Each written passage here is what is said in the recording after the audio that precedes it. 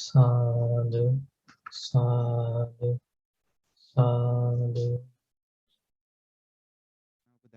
I pay homage to the supremely enlightened Buddha. Sadhu, sadhu, sadhu. I pay homage to my teacher, Migasālā. Sadhu.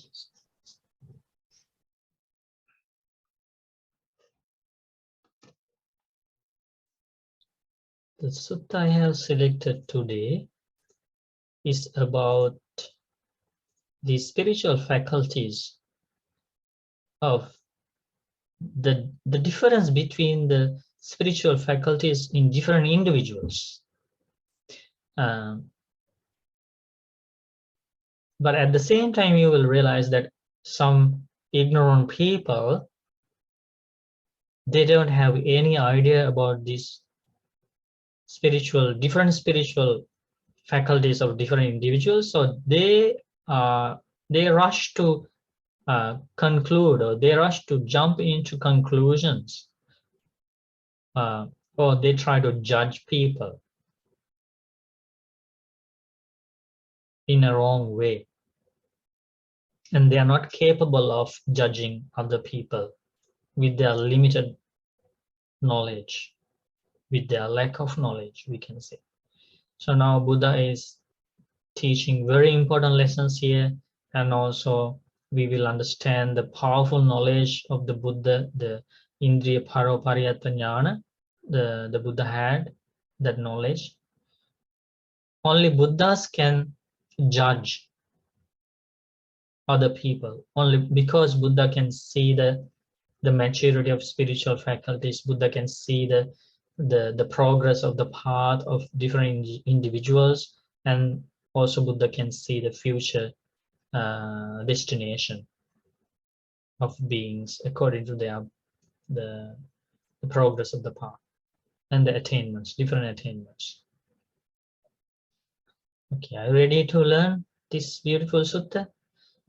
The name of the sutta is Migasālā Sutta, from the Numerical Discourses, Anguttara Nikaya. Who is going to read?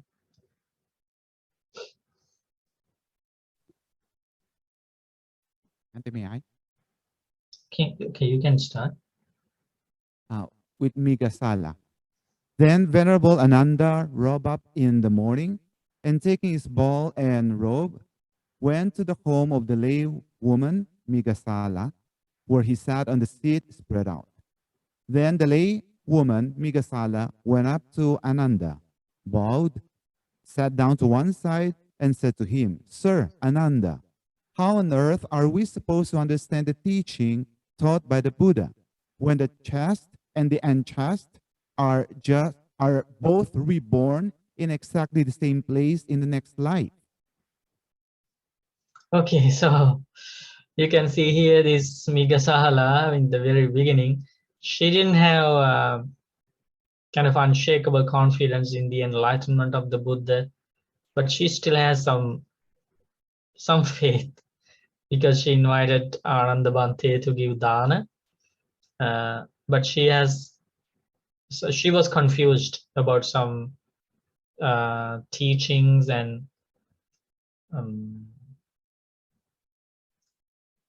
yeah, some incidents took place in relation to some of her relatives. And so what is happening here? And she asked Ananda Bhante, how on earth are we supposed to understand the teaching taught by the Buddha when the chaste and unchaste means brahmachari and abrahmachari? So one person is following the celibate life, and the other person is following just the ordinary family life, living with a wife. That's the ordinary family life. And the other person is follows the celibate life. He abstains from incelibacy. There is no any like sexual activities or any ordinary relationships like somebody has with the family. So, and she's asking, when the chaste and unchaste are both reborn in exactly the same place in the next life,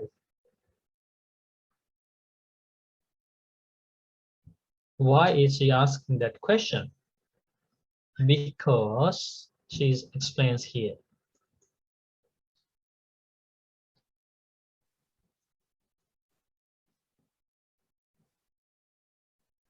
You want me to continue? My father Purana was celibate, set apart, avoiding the common practice of sex. When he passed away, the Buddha declared that he was a once returner who was reborn in the host of joyful gods. But my uncle, Isiddhata, was not celibate. He lived content with his wife. When he passed away, the Buddha declared that he was also a once returner who was reborn in the host of joyful gods. How on earth are we supposed to understand the teaching taught by the Buddha when the chaste and the unchaste are both reborn in exactly the same place in the next life?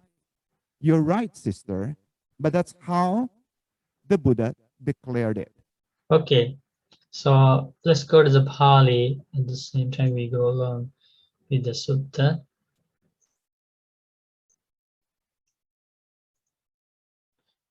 Okay, why did she ask that question?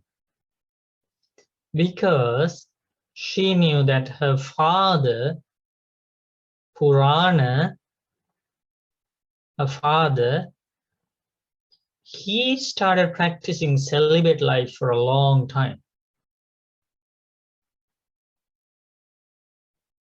She was practicing celibate life. He abstained from incelibacy. And she knew that. So her father was Purana. And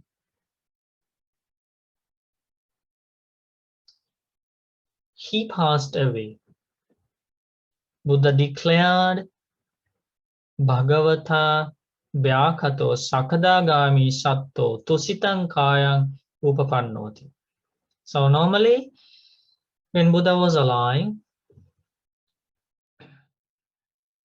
when their relatives passed away, they would go to the Buddha and ask. Some, not all of them, but some people would go to the Buddha and ask, Bhante, my father passed away yesterday, and we like to know. He was our father, and we like to know his future destination. Where did he take rebirth? Nowadays, do you have that? Do people like to know that?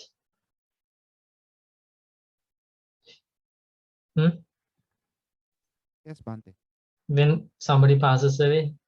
No, lots of, like, majority, they don't want to even believe in rebirth. So why would they go and ask or want to ask about future destination? So, but in the time of the Buddha, it was a different culture, different society. Even non-Buddhists wanted to know the future destination of their relatives and friends. Because even though they were not Buddhists, they still believed in rebirth and karma. Okay, so it was a common thing for in that society. So then, how did Buddha declare? Buddha declared that your father, Purana, before he passed away, he was a once returner. Once returner means which stage of enlightenment? First, second, third, fourth, which one? Second. Are you sure? Once returner is the second. Third. Okay, so we have two answers now. Second. All right. Second. The third is non-returner. The second Bante. Yes, so first one is Sotapanna, extreme enterer. Second one is Sakadagami, once returner. Third one is Anagami, non-returner. Fourth one is Arahat, the enlightened stage. So his father already attained the second stage of enlightenment before he passed away. And where is his future destination? Now, where is he? Buddha revealed that your father has been reborn among the gods of Tusita. He's in the Tusita heaven. Isn't that a very happy news? That her father has escaped from hell, escaped from animal world, escaped from ghost world, even escaped from human world. Surpassing all the worlds, he has been reborn among heavenly beings. That's a big achievement as a human being, right? He was very fortunate. And did you see that here? His father was celibate, means he was practicing powerful sila. So now you can see here there is a big support from his sila, from his precepts to attain the second stage of enlightenment. That is why this is highlighted here. Okay. And now she's talking about her uncle, Isidatta. She knew that he was not following the celibate life, right? He had a family, he had a wife. He was not following the celibate life. In other words, he was not following that powerful sila, brahmachari sila, abstaining from incelibacy. He was not following that. What did he follow? He followed 5 precepts: abstaining from killing, abstaining from stealing, abstaining from sexual misconduct, abstaining from lying, abstaining from taking intoxicating drinks and drugs. He followed the 5 precepts. And he followed the 8 precepts 4 times a month. He took the precept of the abstaining from incelibacy 4 times a month. But Migasala's father took the brahmachari precept, abstaining from incelibacy, for the entire life, starting from some point in his life, because he also had a family, but maybe the Migasala's mother passed away a long time ago. We don't know about that, but he started following this precept, and he was following the brahmachari precept for the rest of his life. And unfortunately, Migasala's uncle Isidatta also passed away.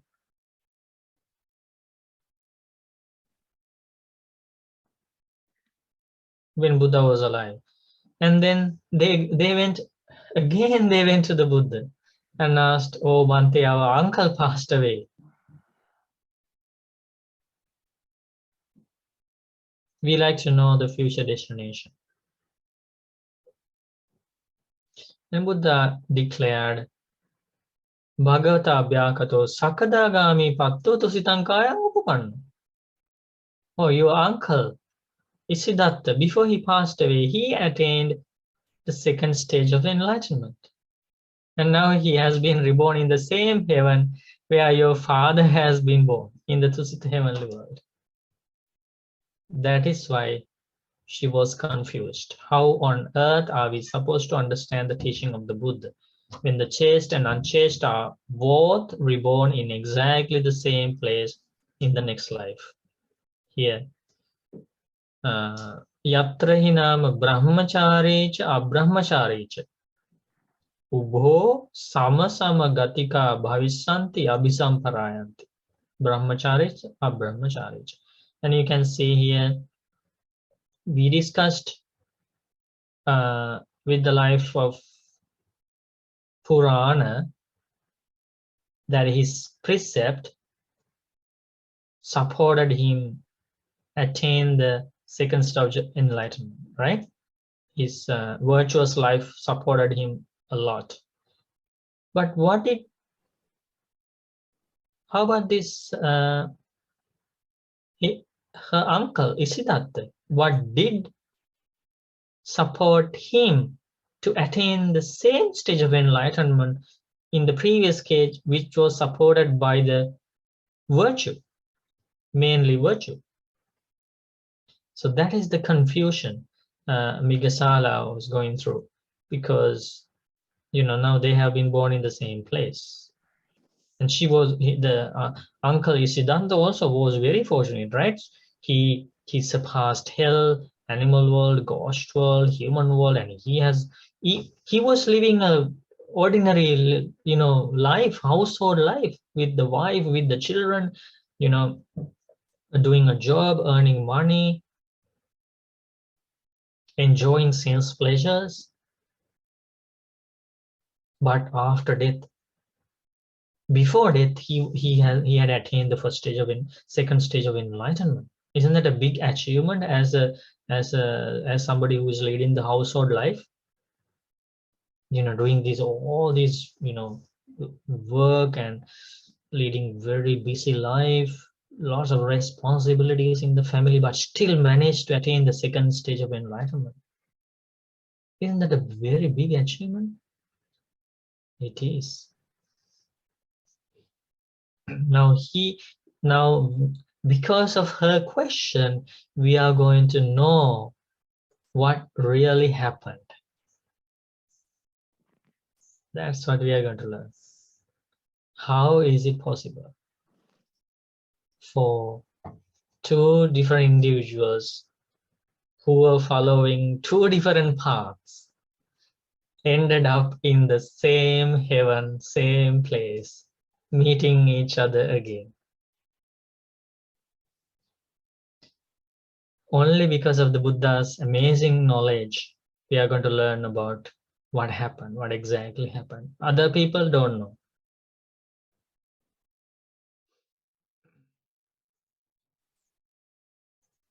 Okay, now Buddha is going to explain. And when this was said, so Ananda Bhante was there, right? And Ananda Bhante said, Evanko panetam bhagini bhagavata vyakatanti. So what Ananda Bhante told was, sister, if the Buddha said so, it doesn't become otherwise. It's just so. If Buddha says so, that's how it has happened. That means now you can understand the faith of an answer of a noble disciple who has already attained the first stage of enlightenment. Because Ananda Bhante was a stream enterer at that time. But Migasala was an ordinary lady. She was not attained even the first stage of enlightenment at that time.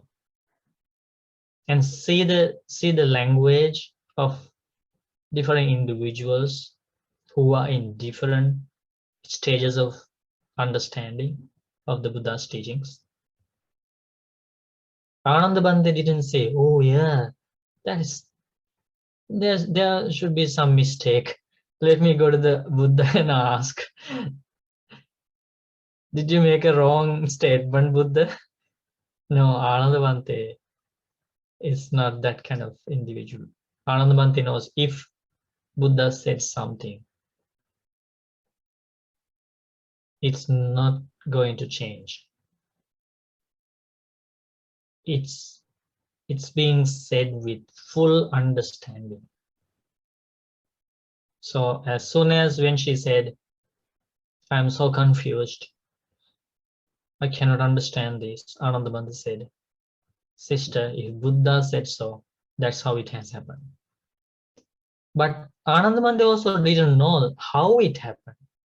But he has confidence that if Buddha said, this is how it has happened, he has confidence in that. That is how exactly it has happened. And what happens next? Who is going to read? I can read, Bhante. Please go ahead. Then Ananda, after receiving alms food at Migasala's home, rose from his seat and left. Then, after the meal, on his return from alms round, Ananda went to the Buddha, bowed, sat down to one side, and told him what had happened. Ananda, who is this laywoman Migasala, a foolish, incompetent auntie with an auntie's wit? And who is it that knows how to assess individuals? These 6 people are found in the world. What 6? Take a certain person who is sweet-natured and pleasant to be with, and spiritual companions enjoy living together with them, and they've not listened or learned or comprehended theoretically or found even temporary freedom. When their body breaks up after death, they're headed for a lower place, not a higher. They're going to a lower place, not a higher. Take another person who is sweet-natured and pleasant to be with, and spiritual companions enjoy living together with them, and they've listened and learned and comprehended theoretically and found temporary freedom. When their body breaks up after death, they're headed for a higher place, not a lower. They're going to a higher place, not a lower. Judgmental people compare them, saying, this one has just the same qualities as the other, so why is one worse and one better? This will be for their lasting harm and suffering. In this case, the person who is sweet-natured and has listened, learned, comprehended theoretically, and found temporary freedom is better and finer than the other person. Why is that? Because the stream of the teaching carries them along. But who knows the difference between them except a realized one? So Ananda, don't be judgmental about people. Don't pass judgment on people. Those who pass judgment on people harm themselves. I or someone like me may pass judgment on people. Sadhu, sadhu. Rejoice in reading. Okay, it's a very deep thing here. It's being taught by the Buddha. Lots of things to learn, right? Okay, we can go one by one. There's teaching here about six types of people, right? So Rob just read one type of people here, about one type of people as explained by the Buddha. So what is it about this person? Ekacho puggalo sorato hoti sukha sangvaso. Okay, he has good qualities. He's obedient and pleasant to be with. There are lots of friends around him. Friends like to associate with him. Abhinandanti sabrahmachari ekattavasena. So people like to hang out with that person. Lots of helpers, and also they enjoy living together with them, everybody very pleasant. And also this person has a special quality here. No, this person does not have this quality. Tassa savanenapi akatang hoti. This person, even though he's sweet natured, obedient, gentle, and friendly with other people, even though he's pleasant to be with, even though lots of people are around with that person, this person hasn't got the opportunity to develop faith in the teachings of the Buddha. That's the meaning of savanenapi akatang hoti. He hasn't gained that understanding about the teaching of the Buddha. Bahusaschenapi akatang hoti. He hasn't gathered a vast knowledge of the teachings of the Buddha. He hasn't contemplated in the deep Dhamma taught by the Buddha. Dittyapi appatividdhang hoti. Dittyapi appatividdhang hoti. He has lots of doubts, unclear areas about life. His view is not straightened out. He doesn't see things as they really are. He has different opinions that are against with the natural laws of the world. Right? Samayikapi vimutting nalabhati, and he doesn't experience any higher liberations or levels of understanding through the teachings of the Buddha. So basically, it's a loss for him in this case, right? And so what happens after death? This person is headed for a lower place, not a higher. That means he is going to be reborn in a lower place because his life is not protected by the Dhamma. He will go to a lower destination. Okay, so these are the the couples. Okay, so in the first couple, this is the first individual and this is the second individual. Take another person. So he has these same qualities as the first person. The first set of qualities: sweet natured, that means obedient, gentle, pleasant to be with, and spiritual companions, enjoy living together with them, same like the first individual, right? But this is the difference. Tassa savanenapi katang hoti. He has listened to the teachings of the Buddha a lot, and he has gained faith in these teachings. He has a very good understanding about the teachings of the Buddha. That's the meaning of savanenapi katang hoti. Faith is increasing in him. Mindfulness is increasing. Concentration, growing, increasing. Energy of abandoning unwholesome qualities and cultivating wholesome qualities, increasing. Wisdom is increasing. Shame of wrongdoing is increasing. Fear of wrongdoing is increasing. All these good qualities, spiritual faculties are growing very well in that individual's life. Savanenapi katang hoti. Bahusaschenapi katang hoti. He has memorized lots of Dhamma taught by the Buddha. He has vast knowledge of the teachings of the Buddha. He has contemplated them correctly. And as a result, dittyapi patividdhang hoti. He has right view. His view is straight. That means his view goes along with the natural laws of the world. His view, his opinion, the way of his thinking goes along with the truth of the world. And he even experiences some of the some of the things in the path.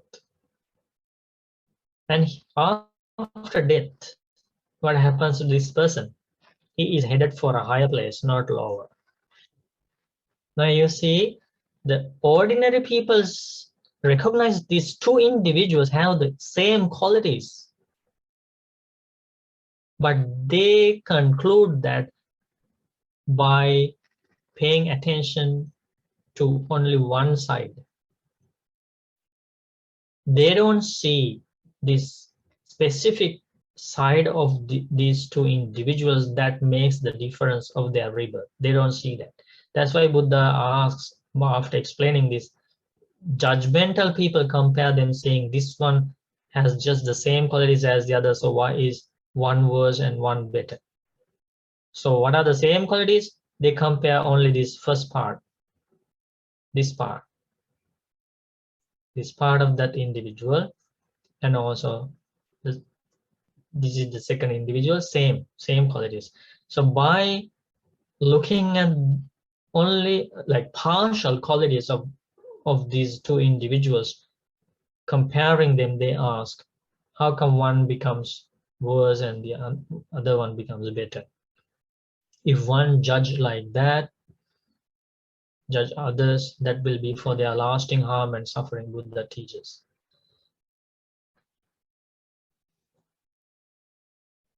What makes the difference, Buddha teaches here? Imahang ananda puggalang dhamma sotang nibbahati. The Dhamma path of these two individuals makes the difference, Buddha says. Not the other qualities which were visible for the ordinary people.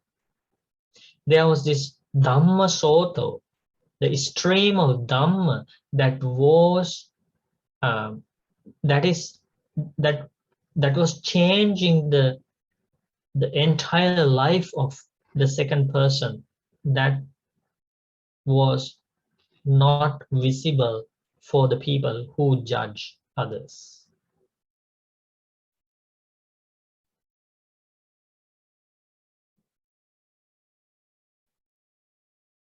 So then Buddha asks others not to be judgmental about people. Don't pass judgment on people by looking, superficially at others and concluding, or this person will be reborn in hell after death, or this person will be reborn in heaven definitely after death. No, we cannot judge like that. That's why Buddha says. Yeah, and then if we go to the second set of people, Buddha explains here about an angry person, and also the other person is also angry and conceited, from time to time has greedy thoughts, but one person after death is reborn in a lower place and the other person is reborn in a higher place. So we are going to learn like that. Buddha explains about 6 different individuals and their different spiritual maturity, and how that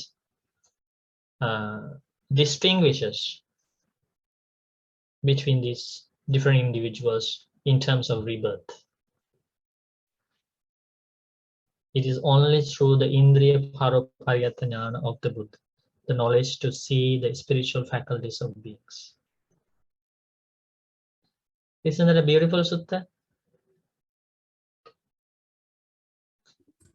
Yeah, you will realize, like when we learn more about more individuals there, and as Buddha explains, you will realize, like sometimes people, some people like to listen to the Dhamma talks. They like to go to and participate in retreats, and then they like to meditate. They they are very faithful to the Buddha's enlightenment. But then other people notice that this person is, even though he is very interested in the teachings and practice and meditation, but he's short-tempered. He gets angry most of the time, but he looks greedy and like this. So then some people complain about that. Like, is he really honest with his Dhamma path? What is he doing? Like, and then people try to judge. But when you learn more from this sutta, you will realize the outcome will be very different. You cannot judge a person by saying that he or she gets angry quickly, or he or she is very conceited, or he or she is very greedy. We cannot judge, because there is Dhamma Sota. There is a stream of Dhamma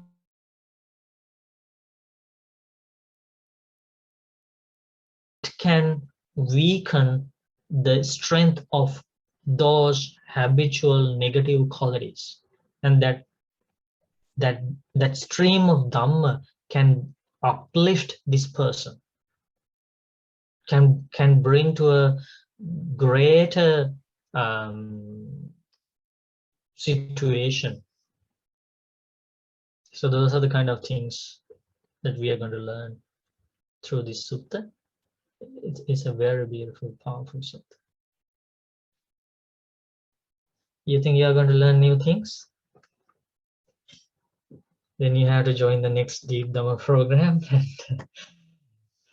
to learn more interesting things with Buddha's extraordinary knowledge. Sadhu, sadhu.